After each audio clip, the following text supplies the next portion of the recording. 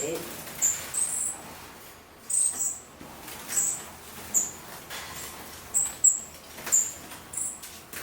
Because chaos.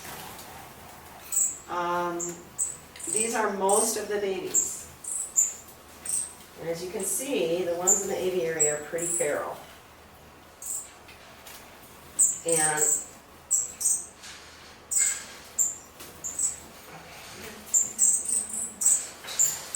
I have to go back and forth a lot. So I put in one of those dowels that I drill the holes in so I can insert some branches, and I'm just going to give them more cover so they can hide out and maybe not be so flighty as I'm going back and forth. They'll get used to me in a couple of days anyway, but in between now and then they could, get hurt. It takes about 100 days for them to molt into their adult plumage, and when I will know what the sexes are. So this is going to be kind of a little respite until they get to be paired up, where they can grow up together and kind of hang out and have fun and play. Okay. So it's important that they're comfortable. So for new folks, I use this technique a lot. I put foliage at the top inside the cage, and then I put stuff to the outside of the cage so it doesn't get pooped on. And the combination seems to give a lot of cover if they need it, and a lot of places to explore, and not as much cleanup.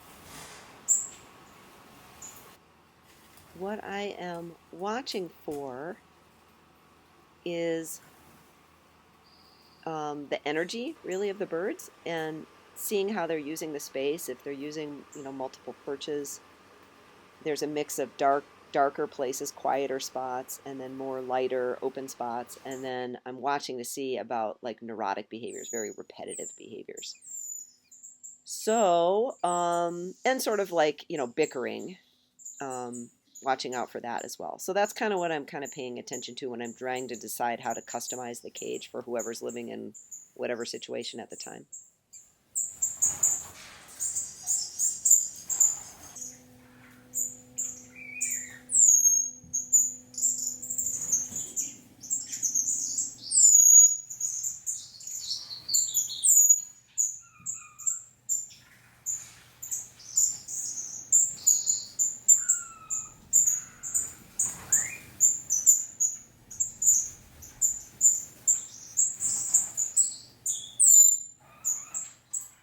Okay, so that was the project for the bird room for this week, and then the rest of the projects are out in the aviary.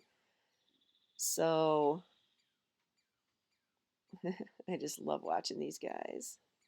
That's just basically salad mix, and they're not really eating any of that. They're just playing around with it. They might have a little bit of snack, but it's not really for nutritional value. It's just a toy. Anyway, I'm heading out to the aviary.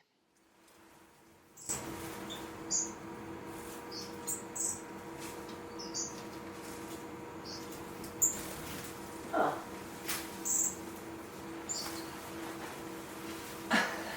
So I'm checking the firefinch nest. There were 6 eggs in there. Today is the hatch day, plus or minus a day. And I want to make sure I get the live food going properly. And there's no chicks, but there's an extra egg today.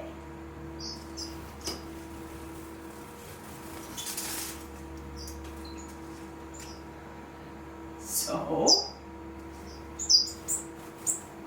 who is laying an extra egg in the firefinch nest is what I'm wondering about. And I kind of think it might be female cordon bleu. It's not the gold breast. It's not the baby firefinch because it's a male. And I can't imagine why Scarlet would start laying another clutch in the same nest as the ones that are going to hatch.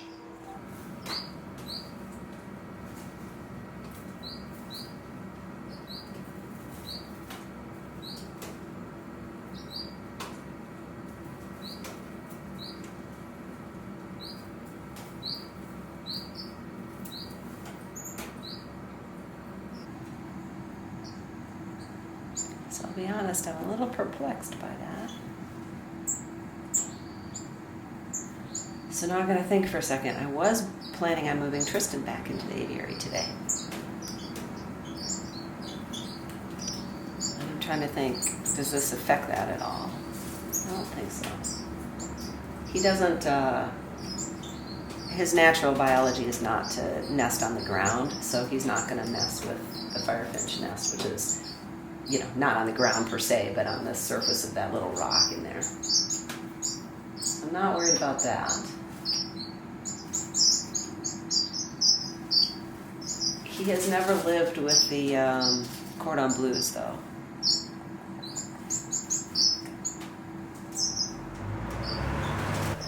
So since the firefinch nest is compromised, that means I can work on a few projects in the aviary, so I'm going to do that. The first thing is I'm going to move my feeders up higher on the pillar.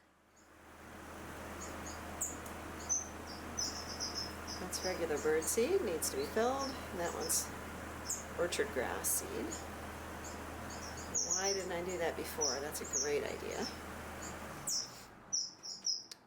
And I can swing the orchard grass over so it keeps replenishing that stuff. And now I can move the mister up higher so it can water the moss better. We'll have better range. It'll be more effective as temperature control too. And they're super prone to clogging, so I'll still be able to unclog them. Okay. I'm going to go ahead and spy on the firefinch nest while I'm working. So if you hear the drill and stuff, that's what's going on.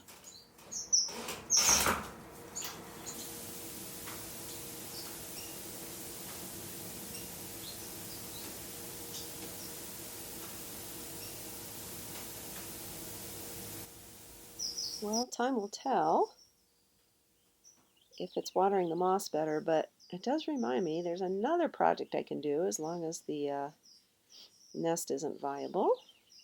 I think I'm going to take the panels off today and go to summer configuration. I was going to wait, but I think I can do it now.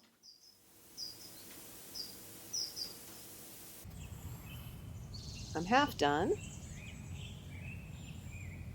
It's not a super big project, so I know a lot of people worry about birds flying into the plexiglass or glass, and for good reason. I don't know if you can see it or not, but the plexiglass is lined with bug screen on the outside. The birds, both outside and inside, see it just fine. I used to use the kind of netting that's used to protect orchard trees, but the bug screen works even better. And I can't really focus on it. What it's really focusing on is the fact I have to clean the inside of the windows because it has water droplets all over it. But anyway, the sunlight through into the aviary is glorious. I just love it. It's as close to what I envisioned as it can be.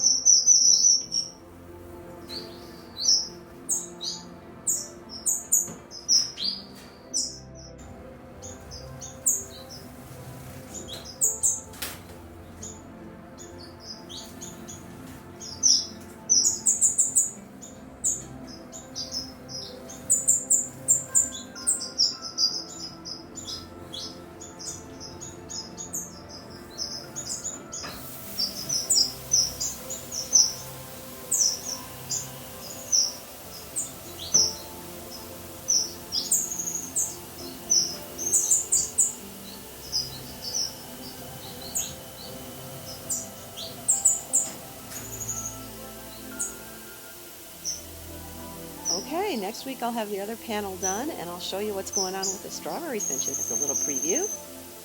And then there will be more babies too. Thank you so much for watching. It makes me ridiculously happy that people care about my birdies.